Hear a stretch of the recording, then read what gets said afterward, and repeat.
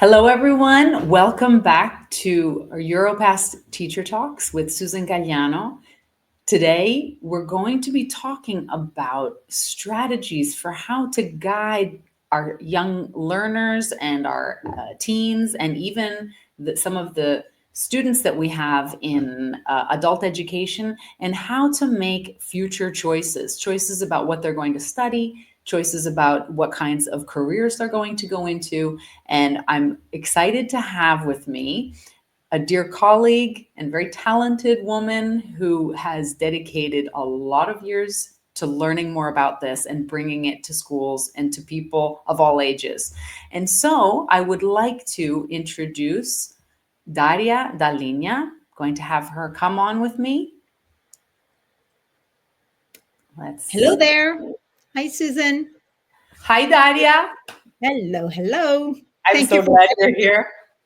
This is so fun. I, Yeah, I would like to, I'd just like to tell our audience just a little bit about you, okay? Mhm. Daria, you are originally from the Veneto part of Italy, but you live in Correct, Florence, correct. and you have a bachelor's in European studies. Mhm. And then later on, you specialized in expressive counseling in Italy. And Yes, you yes. also have a specialization in what's called orientation coaching, as well as narrative practices.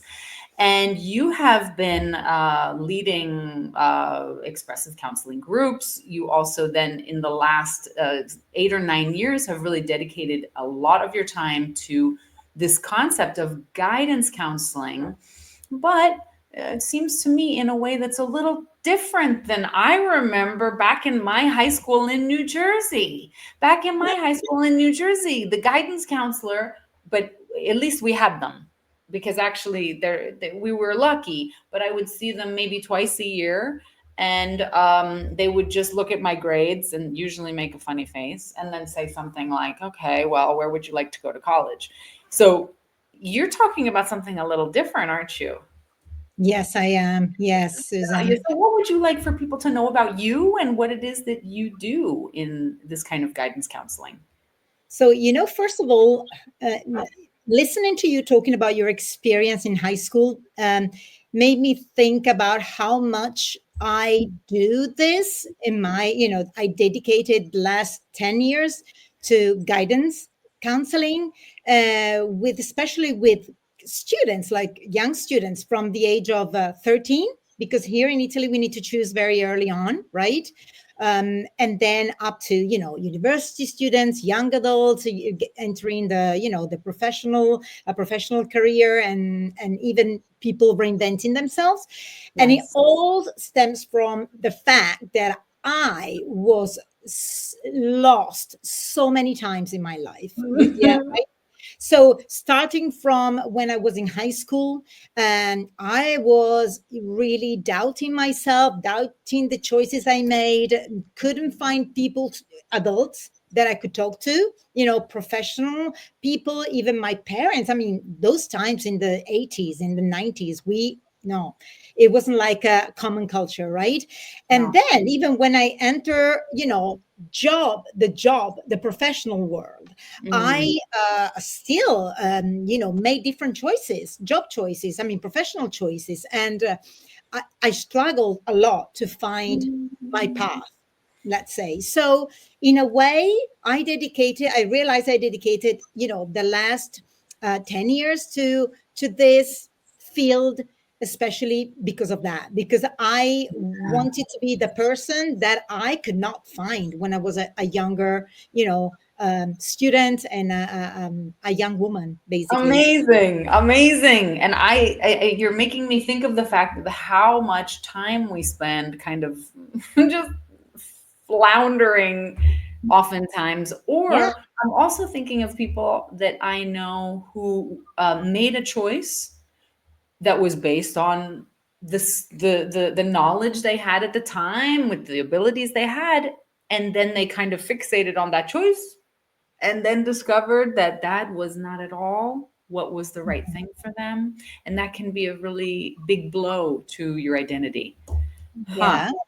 And at the same time, though, it's really okay to just get on the wrong path and fail. Failure is okay. It's a way of learning, right? But it's good as long as it's a failure of something that you chose, not something that was imposed on you, basically. Okay, so right, that's what we want. We don't want people to avoid failure, or maybe choosing something and then turns out to be not as they thought it would be. But basically, we want to raise kids and young adults and people that are free to just do what they want and what makes them happy, and then change their mind if they need to.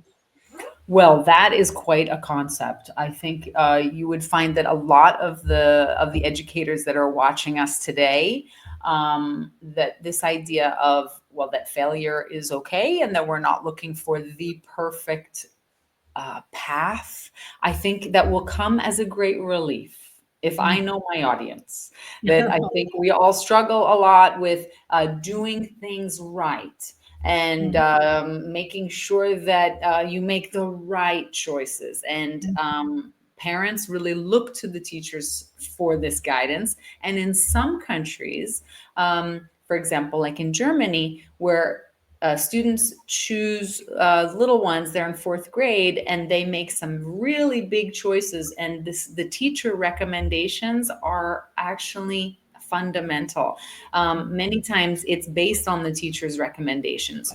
So this is a hot topic in a lot of places. And just this idea, though, that it's not all about making the right choices, but about getting to know yourself. And so what does your kind of guidance counseling look like in schools, if it's not like the one I remembered? Oh, yeah.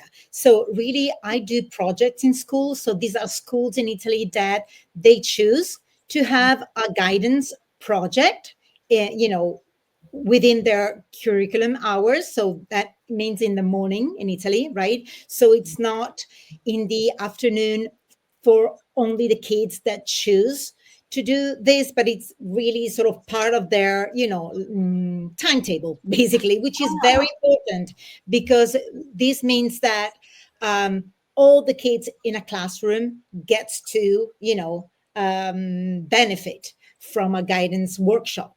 That's what I do. I do workshops. So when I get into a school, it's not individual. Okay, it's not, maybe you when you were in high school, you had individual counseling, career That's right. counseling, guidance counseling, right? No, I work with a class. So it could be a class of 20, 25 kids.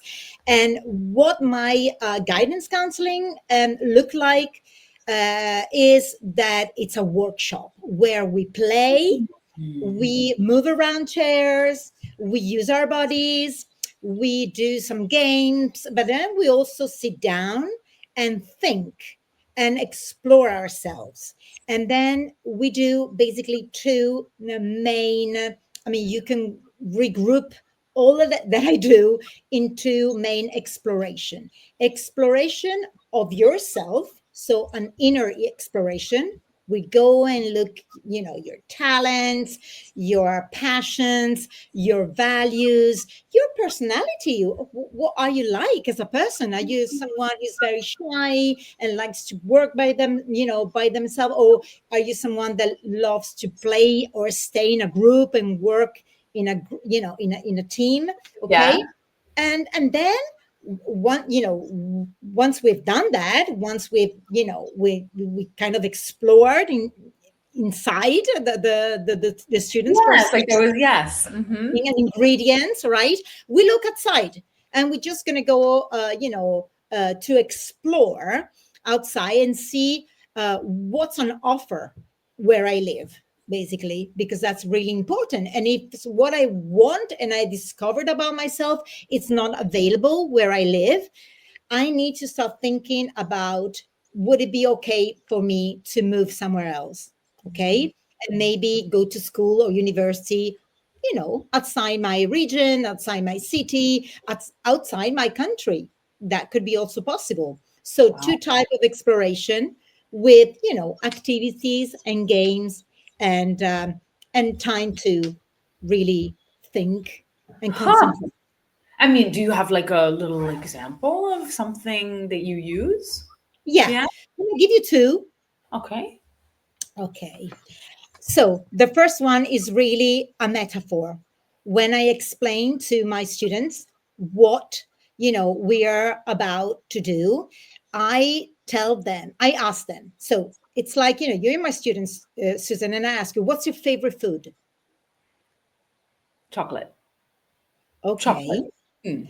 And what do you like cooking? I mean, if you would like, when you want to really cook something that is comforting and you really like it, what's your favorite dish that you My would cook? favorite dish, my gosh. I like making chicken soup. Okay, a chicken soup. And how do you make chicken soup? I mean, what ingredients do you need? So for my chicken soup, I use I chop up first onion, garlic, celery, carrots, and I might also put in some tomato actually. Yeah, And yeah. that's like those are the main things that I will Hmm. put in. And I put a little bit of olive oil. Sometimes I will like saute them a little bit just to release some flavor. And then I Mhm. wound up putting the best quality chicken I can get, and I cover it with cold water, and then skim off the top, make sure it's nice and Mm, that it's a beautiful broth, and that sounds then I shred amazing. up the chicken afterwards. I tortellini. I'm hungry. Okay. Mm, yummy, yummy.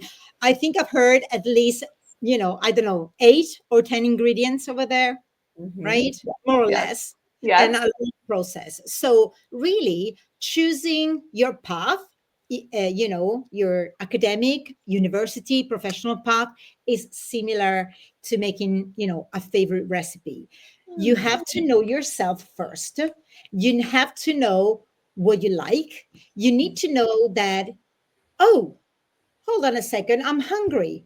I have self awareness of the fact that I'm hungry.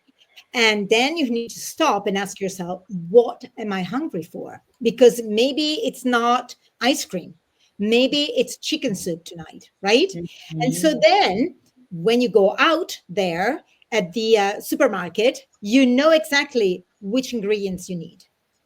When you go Mhm. out there in the world, I mean the supermarket world, you know what you're going to Yeah. get because you know that you want chicken soup. So, you know, I tell my students choosing a school, a university, a job, it's similar. It's similar, very similar. You need to figure out what's your personal recipe, what's important for you. And when I mean ingredients, I mean what I told you before, like your talents, your passion, your values, what motivates you, what is making sense in your life, what do you think is the purpose of what you could do, okay? What is your personality? These are your ingredients, and that's how we start off the work, okay? And Ah. I can tell you another exercise that Sure. I do Love with it. them. So Yes. for example, one of the hardest thing to explore, it's our talent. Okay. If I say the word talents, people panic. Okay. Yeah. Because I see talents and I'm like, oh my God, I'm not Like Picasso. they're imagining like X Factor or Oh, yes. something They're or like imagining Michelangelo, they're imagining, Einstein, all these genius people, right? But really, the piece of news that is very interesting for everyone is that everybody has a talent, at least even more than one, okay? Because a talent, I define talent as something that you do in a natural way, and maybe you need to train. It doesn't mean that if you're talented in something, you don't, you're not, right. then training or, making an effort to get better. I mean, Yes, of we all course. A know, lot of yeah, in talent. Italy now we have Sinner, Yannick Sinner. Okay, Yeah. tennis player, marvelous, fantastic. We never had anyone like that before. But it didn't. He wasn't born with a talent for tennis, out of his mother's womb. No, he trained a lot. Okay. Maybe he has a natural talent for movement. Maybe, that's his, natural element. But his story tells us that he tried many different sports before. And then he found tennis, and then he trained, and every morning he wakes up and he trains. So having a talent doesn't mean that, you don't have to make any more effort to improve, but it surely is, something that you do without too much of an effort, and, something that you do naturally. It comes to you easily. Okay. Yes, Hmm? and I was also thinking that sometimes with talent, it's that you just sort of find yourself like going towards it. You Yeah. know, that Yeah. you have a little free time, and then that's where you go. And Yeah. yes, Yeah. okay. And we also say in guidance that when your talent meets your passions, you've got the bingo connection. Okay, that's where we want to be. That's the element.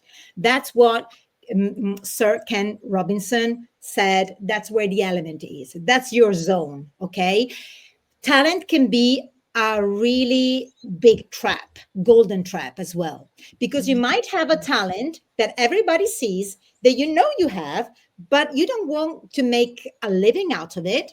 You don't want to dedicate your whole life to it. Maybe it's okay to have it as a hobby.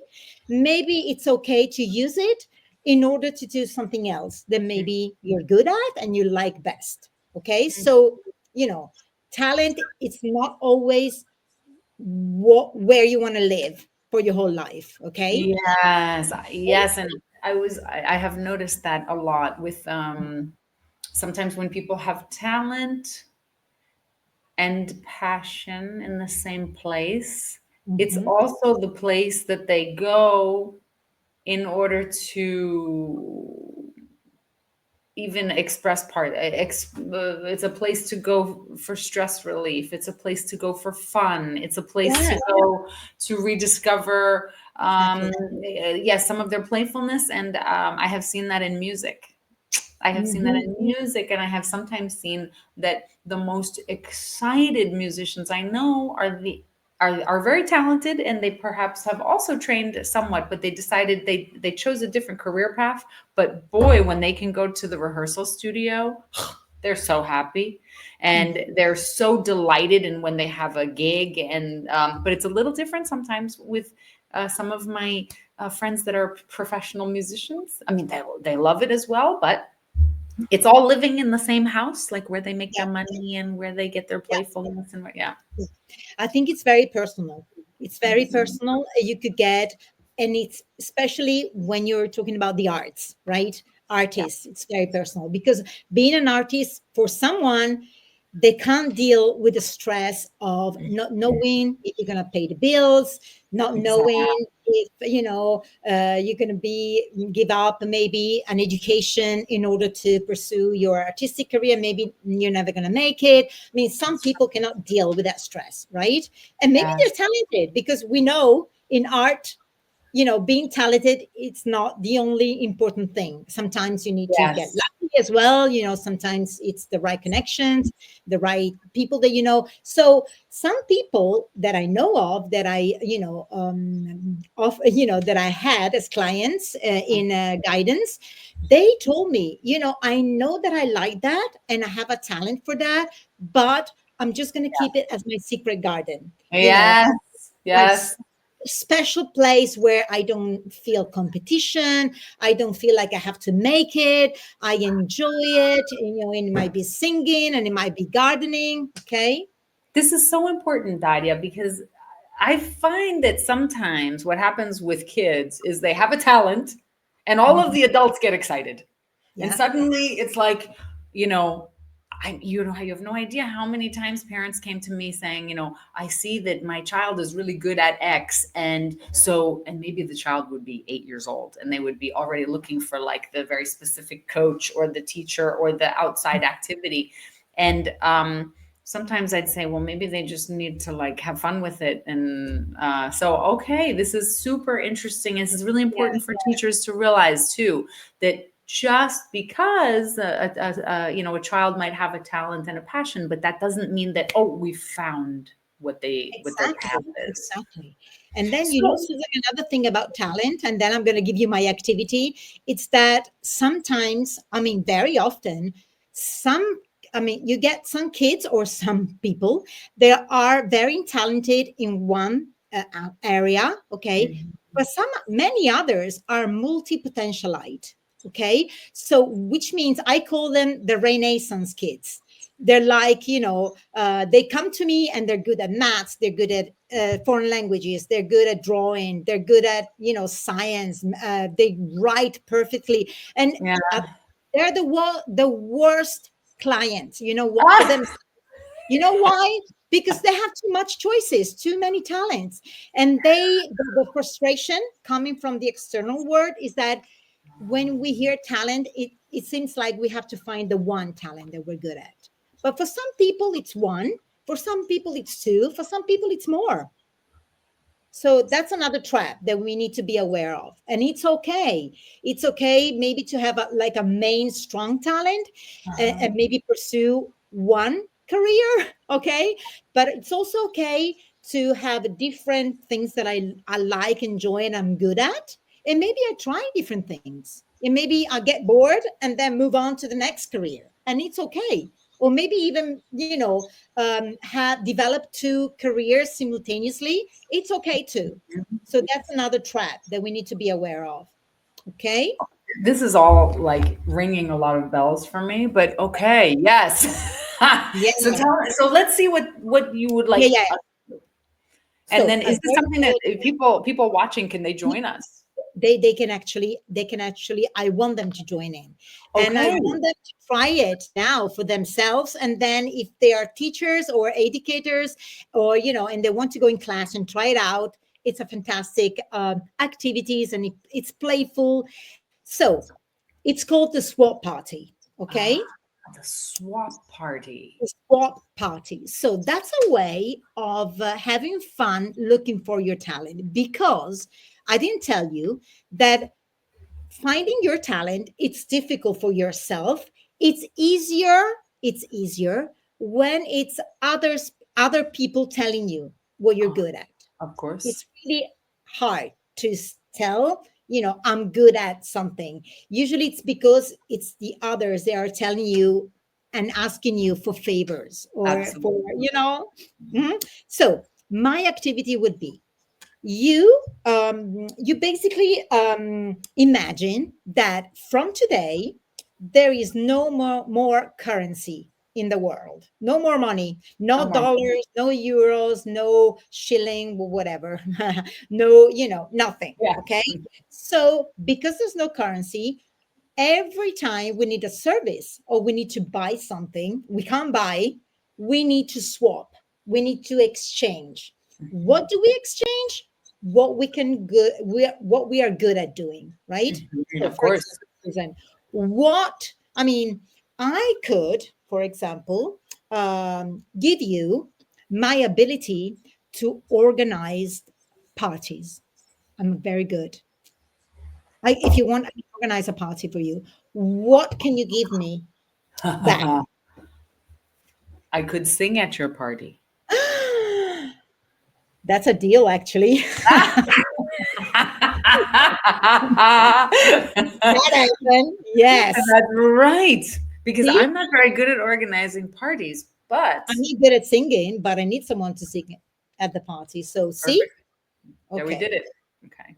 Yeah. Oh, and so this is something, what about the anybody who's watching us right now? Hmm.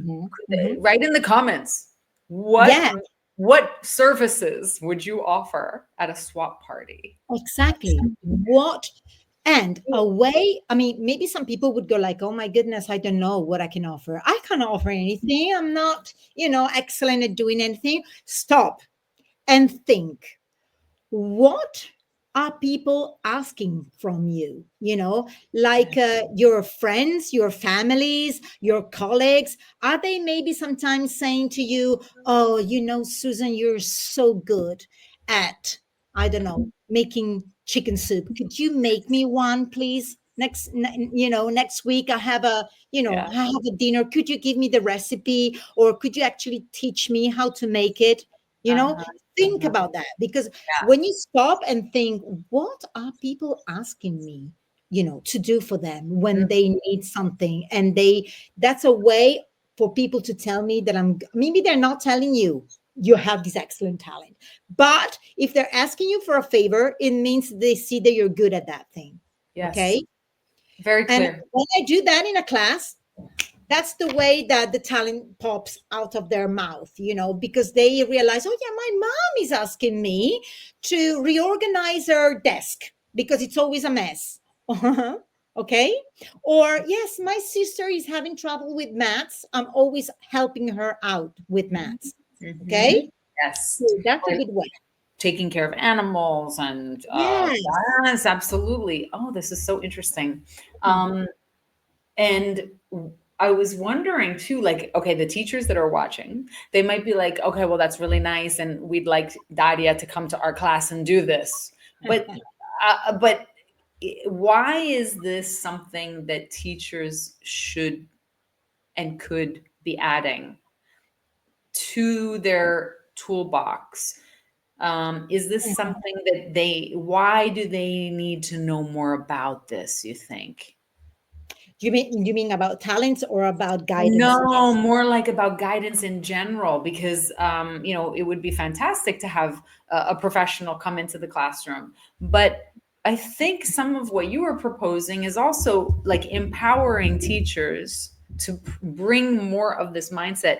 And I mean, is this something that on a European level, Yeah, are there any guidelines that there teachers can are. refer to? Mm. Mhm. I mean, I don't know about any other countries in Europe, but in Italy, we've been talking a lot about all these European guidelines. There are Mm. talking, about skills and competencies that we need to get the children,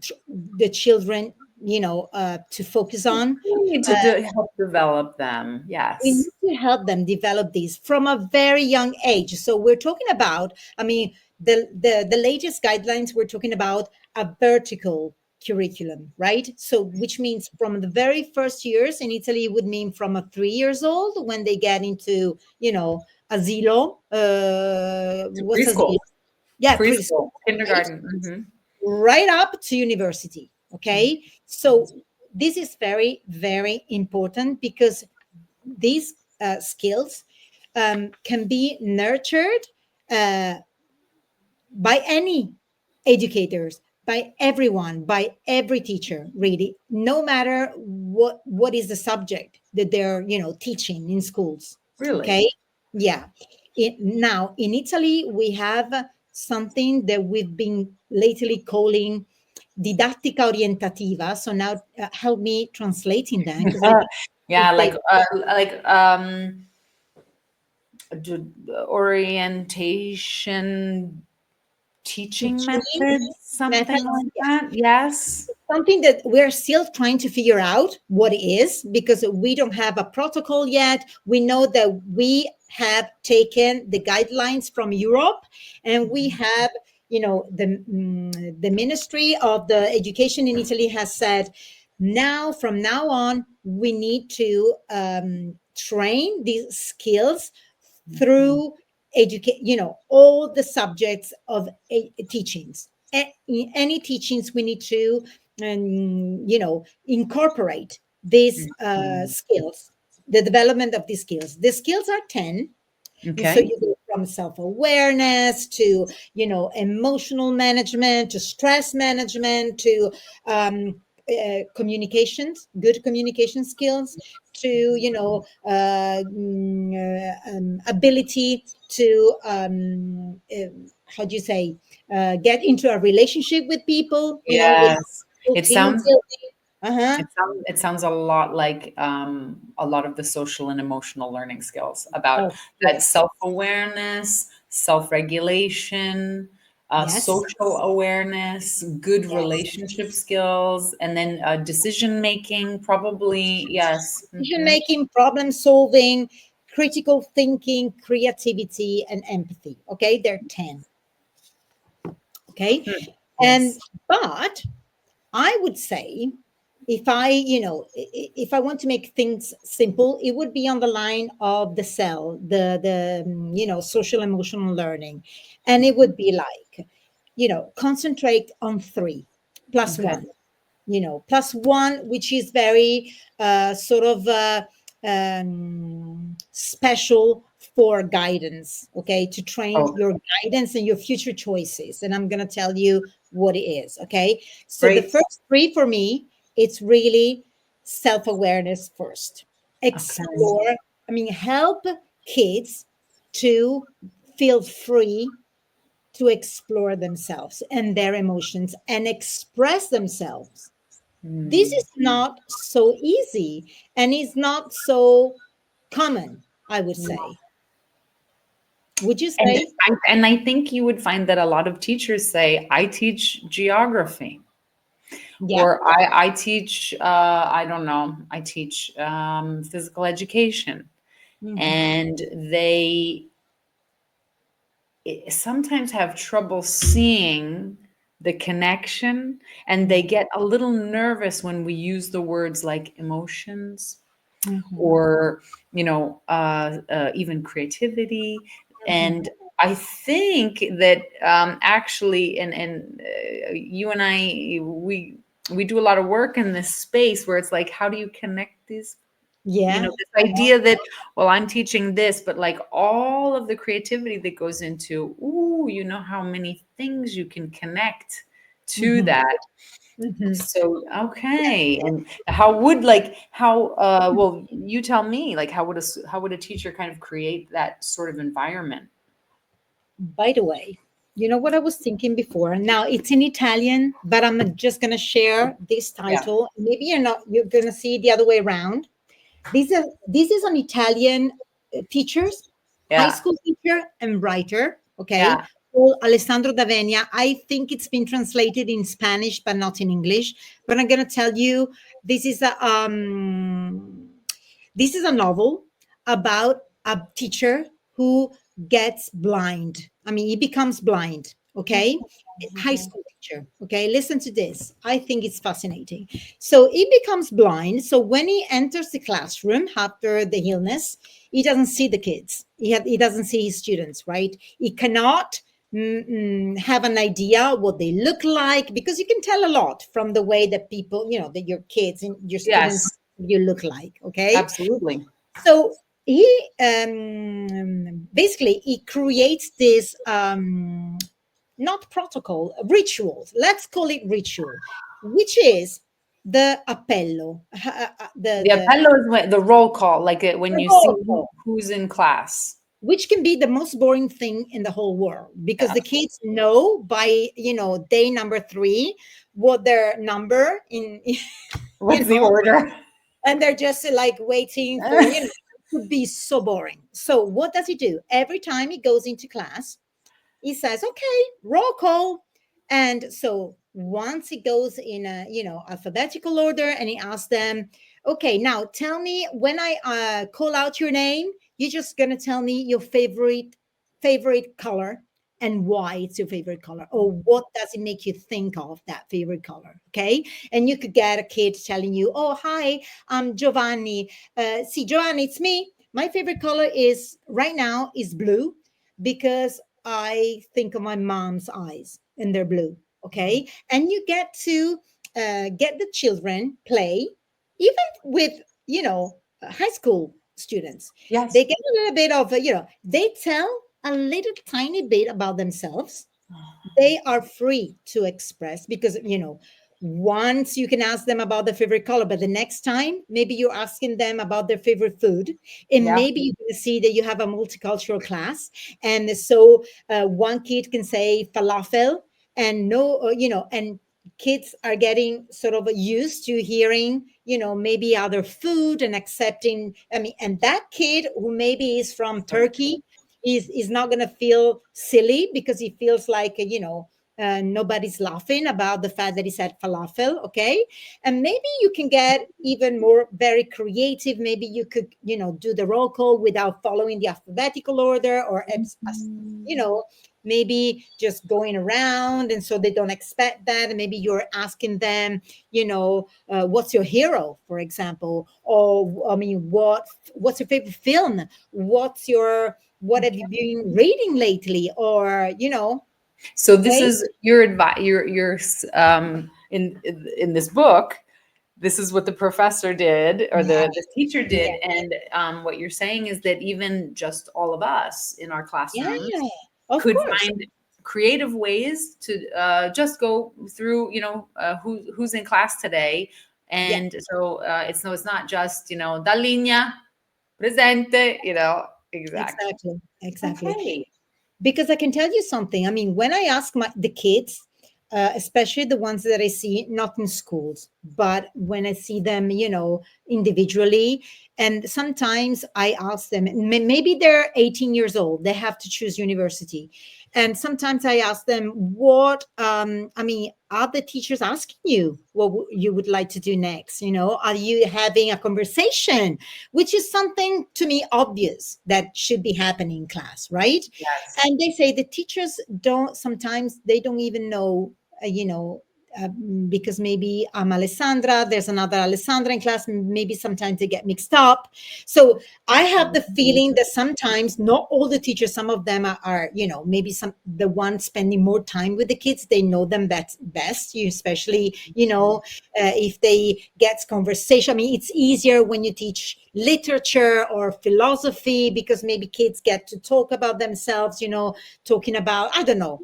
But I have the feeling that sometimes, some teachers don't even present themselves to the kids.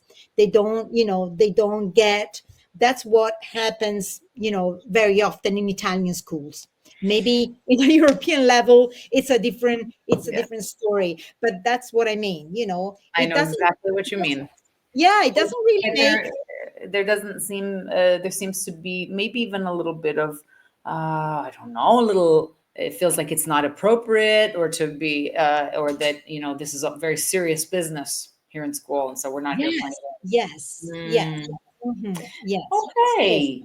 And Mm, so yes, what so is it when you, yes, I'm sorry, I interrupted you before. no, we um were talking about the skills, the skills that everybody can actually contribute to right. develop in kids. So the first one is self-awareness and expressing, how you feel, which, by the way, it's very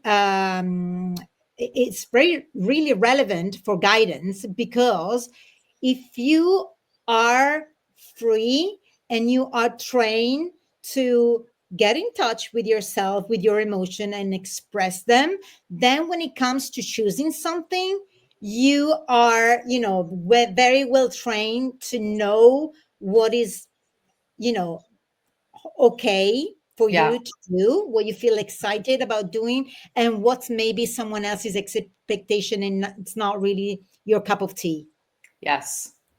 Okay. because you're in touch with your emotions. Okay. So, second thing is critical thinking. So Mhm. important, so underestimated.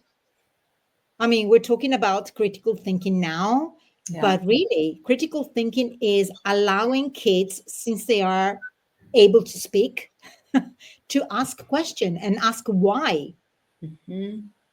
Yes. Yeah. Yes, I just did a live about that, and we have it in our Europass Teacher Academy Yes. YouTube channel, and I did a whole thing talking about critical thinking skills, because my goodness. And it Mm, sounds so, it's funny because teachers, they recognize the need for this, but sometimes when you say it to kids, they're kind of like, oh, it just doesn't sound that sexy. mm, And mhm. but instead, you're not talking about, like, we have to be there analyzing. No. Our analytical skills. It's about that letting yourself be guided by your curiosity Yeah. Yeah. and going towards it, and then you know not shying away from asking those extra questions, and also how the teacher asks questions in class. Exactly. Exactly. So allowing a space, a safe space where they're not derided, where they're not laughed at if they ask question, because some kids are really scared of asking the teachers, I did not understand, or but why are you saying that, or like yeah, it should be, and the teachers needs to be. I understand it's not easy, because you need to be sort of, sure of yourself that they're not putting into discussion your ability to teach, They're not or doubting it or something. you're not Mhm. doubting, no, So you they're mean the teachers shouldn't take it personally if no, no, if you have when you have students questioning exactly, the things that you're teaching, and the kinds of concepts that you're trying to get across. exactly. I see. Okay. Okay. So yeah, it's really important to you know I just remembered that once my daughter came back from school and she said, "You know what, mom? I just did a geography test, and they were asking me what I thought about Mm. overpopulation in India." And I didn't know what to answer, because nobody has ever asked me my point of view on anything in school. And that made me think, because she was completely lost, and she didn't know how to answer that, because someone asked her point of view and not to repeat something that she'd studied. Yes. It's Yes. really, to the Mhm. point, to what I'm talking about, critical thinking. And then we were saying about the importance of creativity, which again, maybe most of the people listening are going like, "Oh, again, creativity is so okay. It's important to be creative, and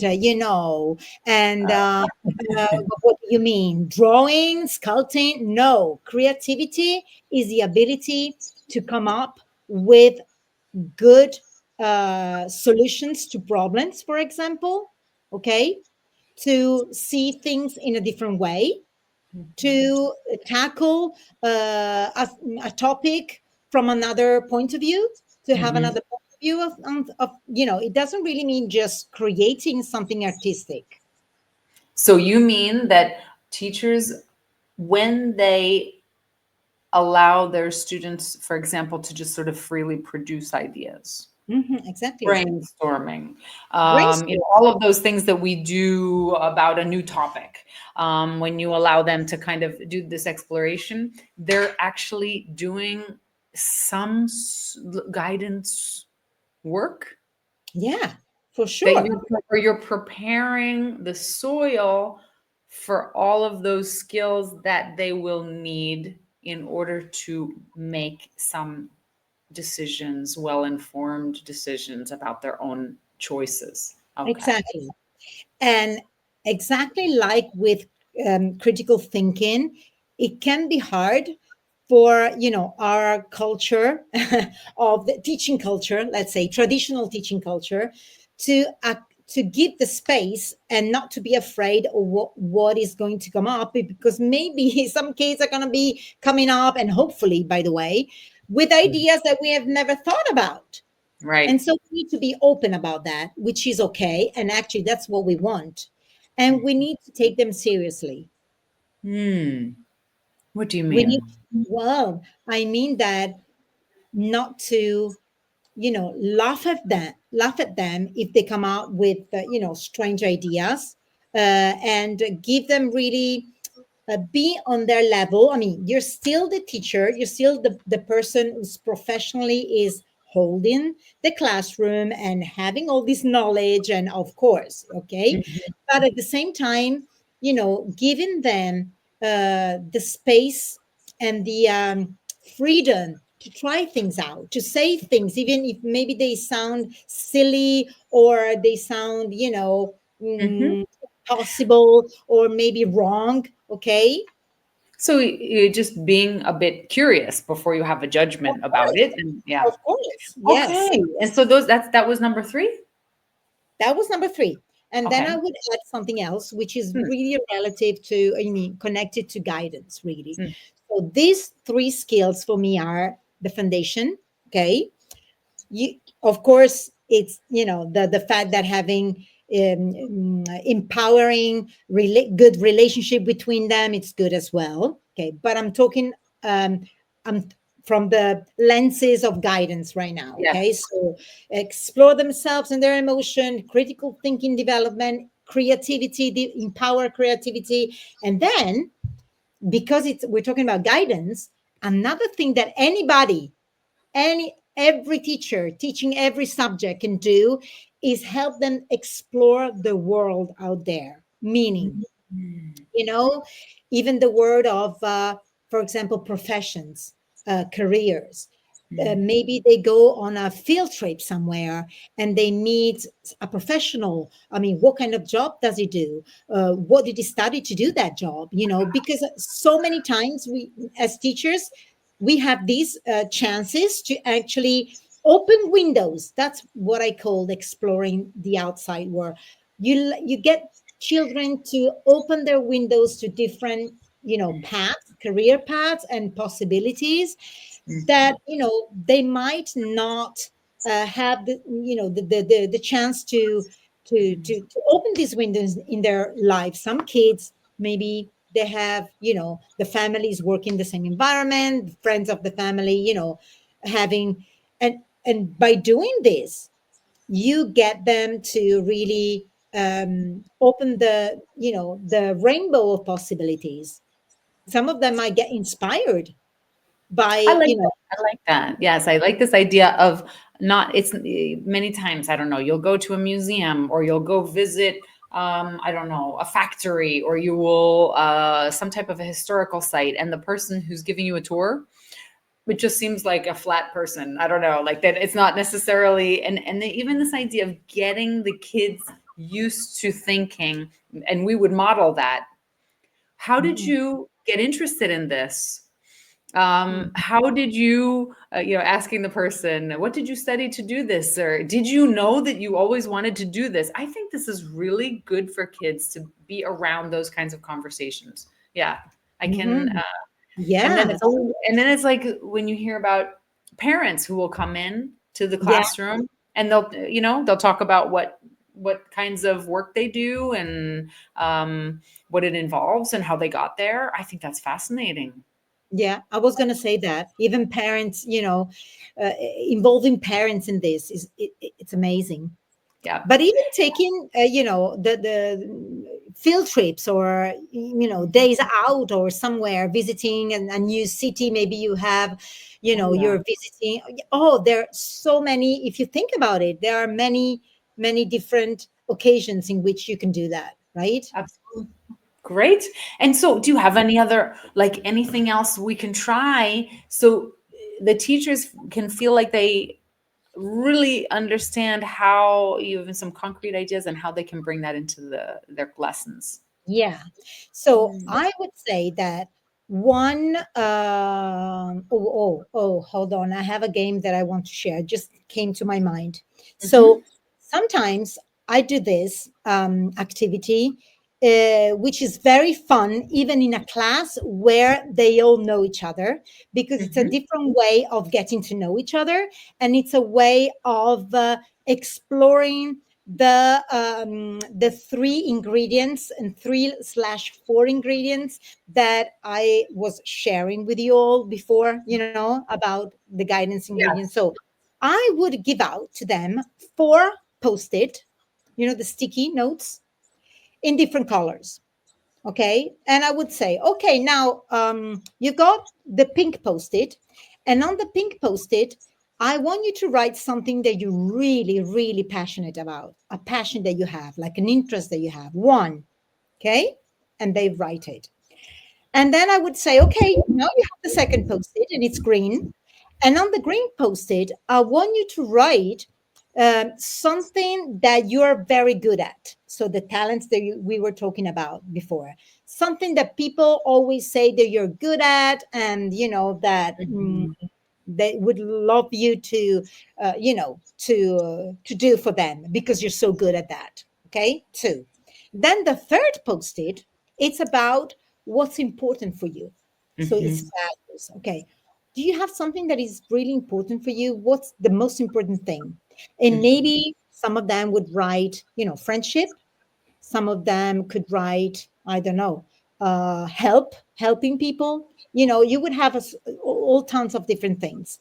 And then the fourth post-it is, you could have, write an adjective that describes you. How Mm. are you as a person? Okay. Great. And then you get each kid to come out, and the kid has to do a presentation of themselves just with a post-it. And Mm. and you as a teacher can actually ask, things. For example, I go out and say, I'm Daria, and my talent is that I'm good at writing, creative writing. Oh, okay. Well, what do you write? Do you write in your diary? Do you have a journal where, or Mhm. and then I say, I am very energetic. And something, a value could be that I believe in, connecting with people. For me, connection is very important. Okay. And then you get the teachers to ask you question if, if it's not clear enough. And it's a great way for the class to know other people in a different way. Okay. Fantastic. All the Great. ingredients there. And maybe you could have these huge posters where they come out and just stick all the notes out there, and you Nice. just put it as a, all the ingredients are there. Excellent. Oh, keep going. I like this. A stick notes presentation. Then another game or activities that I love is, to the who's your hero activity. Who Who's your is your hero? hero? And is Okay. this, wait, can we, can, it would be fun if people would also do this in the comments here on you. Yes. Who is your Okay. hero? Who's your hero, Susan? Oh my God. Maybe you have many, but what's the first one that comes to your mind? Who's my hero? Hmm. I'm panicking. So, who's a Uh, person that you admire? Uh, mm, Maybe for the okay. work they did or they do, maybe for their writings, maybe for their talents. I don't know. Who's your hero? Okay. Well, I have my hero. Well, I'm seriously struggling, but not because it's only Not because easy. of the of being put on the spot, and I wasn't quite ready. So let me think. A hero. I loved the musician Jamie Cullum.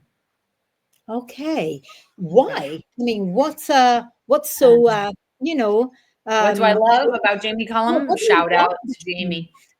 So Really? what do I he's my hero because he can play lots of instruments, and Okay. he has a great voice, and Okay. he is a super playful musician, even though he's like very well trained, and he is has a great stage presence, and he also just seems like a good person. Like he somehow managed to like stay a really good person, and Okay. he is married to Roald Dahl's granddaughter, and Oh, she's this wow. beautiful model, and she's much taller than him, and he doesn't seem to be bothered by that, and like he has all these qualities that I just really think are really um, Hmm. yeah, like that he doesn't take himself so seriously. He seems Right. to offer a Good. lot of his talents also in interesting ways. It's not all about making an album and going on tour, but he does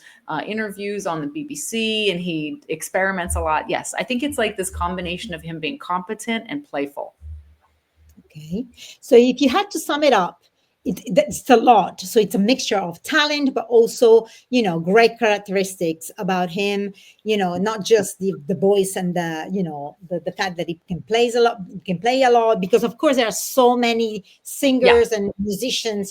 It's something Yes. else about him that is striking you and is meaningful for you. So Hmm. what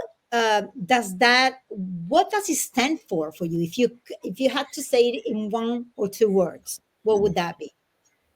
That What he, what the way it appears to me anyway, is that he is his own person in pursuing his path, and Okay. that he'll take different directions as a new idea pops in his head. And yes, that he also has that confidence to Mhm. just, yeah, go, maybe just go off in a different direction and develop these other things. And I see him as being very free, that way. Okay. Okay. Okay. So that's one of your values, not all of them, because we have many values that are important for us, but Okay. that's something that really talks to you about Mhm. a singer, right? There you And go. it's a way of extracting from someone that we admire. Why? What is it? What does that person stand for that is important for me? And Okay. here goes your value. And what about the people who are watching? Who do you admire and why? And let's Mhm. get something going there in the comment Yeah. section. I was like that. That was actually very interesting way for me to catch a glimpse of myself. Yeah. Mm. Yeah. Okay. Exactly, because Very we're nice. always thinking when we admire someone, we always thinking that that thing that we admire belongs to that person. In reality, it's a reflection of what's important for us. But kids don't know that, so it's a way of get them talking about themselves and what's important to them by talking about their hero. Fabulous. Yeah. And you know Fantastic. how many times we've got in classrooms, I mean, soccer players or, Yeah. or I don't know, super bike drivers. And then when you ask them, why that player? Why that driver? Because you haven't chosen anybody else. And then they come up with the fact that they're humble. They come from a humble background. They're worked very hard. So it's just another world. It's a Yeah. different way of seeing to that Yes. hero of And them. it's very different. It's a very hard question. You can't really ask young children like, "What are your values?" That's not a No, question we come on. ask, but we can get them to, very good. And Yeah. what about, you had another activity for us Yeah. Have a about, wilderness activity. yes. Yeah. Which is Future Me, it's called. Okay. So it's a way of fostering imagination for kids, which, by the way, all the data on the latest research are telling us that these kids we've got right now, poor kids in this, seriously damaged world of ours. It's kind of something they're having a really hard time doing, like projecting themselves in the future in a positive way. So we Mhm. can ask them, even as a project that they can do at home, to imagine they're in 2050. We're in Mhm. 2050, and you Mhm. have become the person you always wanted to be. You have the dream job that you always wanted to have. You're very successful. You're really happy. You're very good at what you do. And there's a journalist that wants to interview you for the Ah, TV. Okay. nice. So you've Mhm. got two kids. One is preparing the question, and the other one has to answer, and they can tape, they can, videotape it. Record it, absolutely. Sorry, yes. Yeah. Or they can do it in class and you can tape it I or, was thinking like, that yeah, because this would be one of those things that would be so important for them to really do it and not go on chat GPT and like yes, make up the script, because this is yeah, the other battle that we yeah, have. And so mhm, these kinds of activities would be so important to do, where they could sit on the floor, they could get in other parts of the classroom, they could be, and make it into something meaningful for them. yeah. So interview of future me. Interview Daria, questions. maybe another time when we go out and have a spritz together, we'll do Yeah, that. yeah, yeah, yeah, yeah, yeah. Sure. And then, Daria, we have this hour has flown by. Yeah, We are it's now getting towards the end, and I wanted to ask you, like, can we just take advantage of you for another 2 minutes to say, like, you have any like quick tips for teachers? We love your energy. We're getting all excited. We have lots of like things we could do, and just like give us a little bit of for tomorrow or for Monday morning. so what are you asking? Hold on, Susan. I don't know why my computer is telling me that my battery is almost, over, but Okay. I'm plugged in. So I don't know what's happening to me. Hold on a Oh second. no. Let me try a But different. it's okay. We can just do Okay, that and then we'll say we I'm will here. sign off. Okay. I'm here. I'm here. I've solved the problem. Okay. So, by the way, I just wanted to share with you, and maybe that is within the tips request that you're making me. It's some resources that I find Ah, really, really yes. helpful. So, one, I was watching this the other day because I was thinking maybe it's too old. I don't want to share this. Maybe we're 2025. That's from 2000 maybe and 9 or something, but it's an amazing TED talk by my hero, Sir Ken Robinson, who wrote this book, Mm, Finding Your Element. yes. And he actually, Sir Ken Robinson, did this TED Talk, one of the very first TED Talks, which is the most watched TED Talks ever. And every time I watch it, I laugh so much.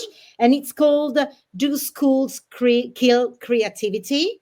Which you don't watch it just for creativity. You watch it because that's the essence of guidance, Yes. counseling, guidance, whatever activities in schools. Okay.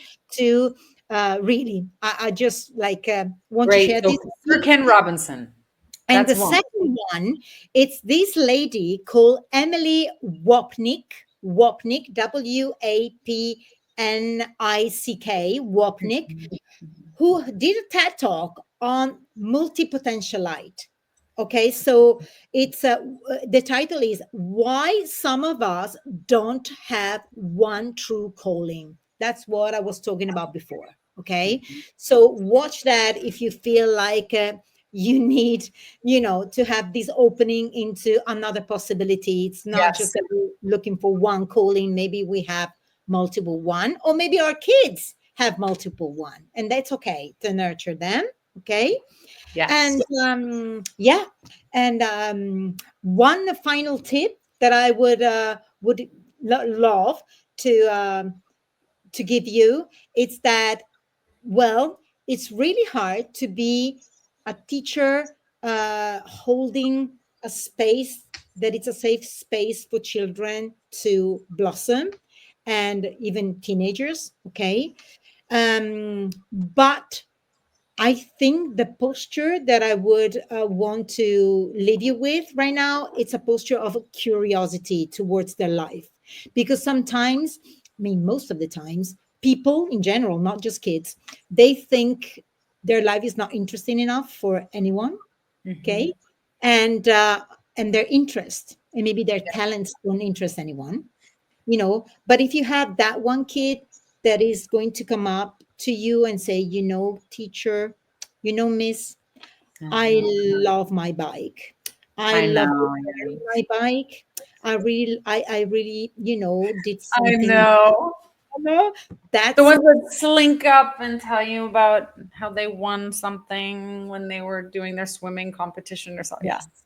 yeah, So just giving a little space to the relationship and the curiosity. I That think that's so. a huge that ignites a lot. Yeah, yeah. Even if Wonderful. you're teaching geography or you're teaching maths, it doesn't really matter. Who cares? And remember that teaching is based on relationships. So, if that feels that they can come up, he can come up to you and say that he loves his bike, and maybe you're his maths teacher, Uh-huh. bingo. You I have that absolutely. relationship that, and maybe It's it's true. going to be happy to do your math class. Ex- Maybe it's not the best, math student, but, he's Which engaged. as we often say here, and almost every single time that we meet here on Europass Teacher Talks, and talking about how it's through the relationship, it's that Of course. channel of communication that a lot of our knowledge, our skills, our wisdom can travel. And so, Daria, thank you so much for being here. This If was an people want to honor. find you, where can Yes. people find you if they want to know more? What would you, what's the best Well, way? they can go on my website, so Okay. Orientamento Sinopia and Mhm. .com, where you can find all my contacts there. So you can Okay. check I'm it out. writing it. Yes, I think I wrote it correctly. esatto. Yes. Orientamentosinopia.com. Okay. And they can find all about you and the good work that you're doing. Even if teachers just wanted to reach out, even for a Yeah, little advice, and yes, they that can would send be me amazing. emails there, my contacts there. So I'm really happy to answer any question and get in touch with you. Great. Thank you so much for Thank you, spending your Suzanne. precious time with us. And Thank you for I think inviting me. that we got a lot out of it and so many great ideas. So have a great rest of the day. And Thank you. You hopefully we'll too. have you back again someday. I can't wait to see all the comments. Yes. And everyone Yes. who's watching, hit the subscribe button. Share this if you think there's anyone that would benefit from hearing more about this. And Mhm. we need this kind of energy in our schools. All right. Thank you again. Bye, everyone. Bye. Suzanne. Ciao.